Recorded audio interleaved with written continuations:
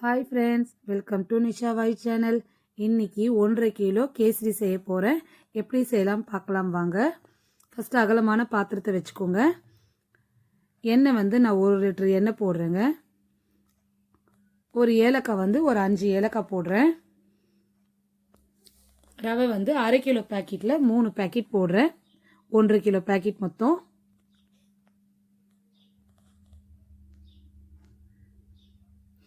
போட்டு எல்லாம் மிக்ஸ் பண்ணி விடலாம்.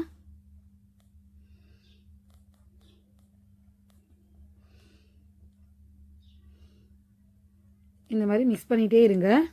கட்டி விழாத மாதிரி மிக்ஸ் பண்ணிகிட்டே இருங்க.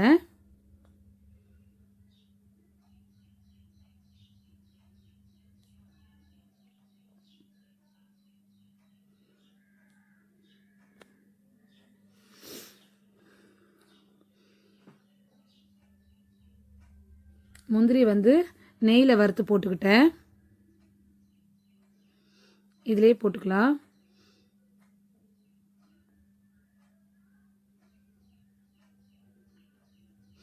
இரநூறு கிராம் நெய் சேர்க்குறேன்.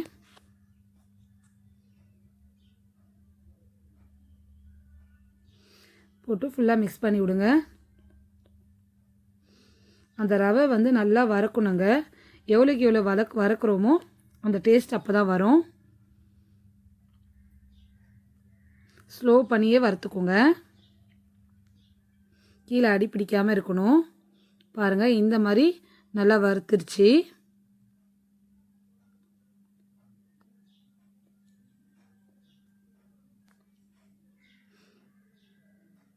கலர் ஆட் பண்ணிக்கலாம். எல்லோ கலர் ஆட் பண்ணுறேங்க. 2 பேக்கெட் ஆட் பண்ணுறேன்.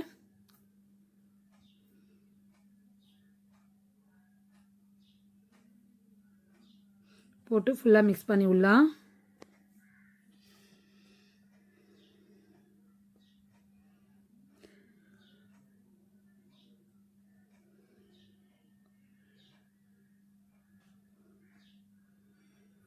இந்த மாதிரி மிக்ஸ் பண்ணிகிட்டே இருங்க.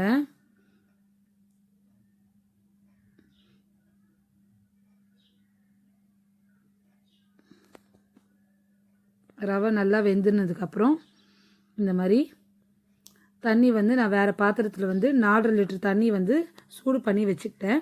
அதுவும் போட்டுக்கலாம். போட்டுட்டு இந்த மாதிரி கிளறிட்டே இருங்க.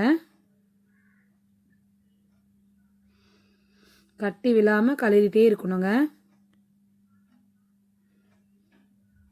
பாருங்கள், எண்ணெயும் அந்த கேசரி அந்த ரவையும் கரெக்டான பதம் வந்திருக்கு. இந்த மாதிரி ஸ்டேஜில் நம்ம சர்க்கரை எடுத்து போட்டுக்கலாம். சர்க்கரை 3 கிலோ போடுறேன். 1.5 கிலோ ரவைக்கு 3 கிலோ சர்க்கரை கரெக்டாக இருக்கும். போட்டு ஃபுல்லாக கிளறி விடுங்க.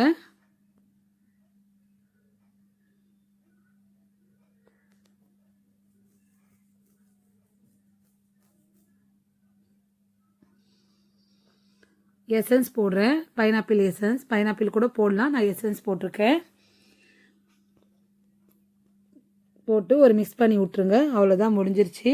ஆஃப் பண்ணிவிட்டு நட்ஸ் எல்லாம் நம்ம எந்த நட்ஸ் வேணால் போடலாம். போட்டுட்டு அப்படியே விட்டுருங்க. அவ்வளோதான். இந்த மாதிரி செஞ்சு பாருங்கள். டேஸ்ட்டாக இருக்கும். செஞ்சு பார்த்து சொல்லுங்கள் கமெண்ட்டில். தேங்க்யூ.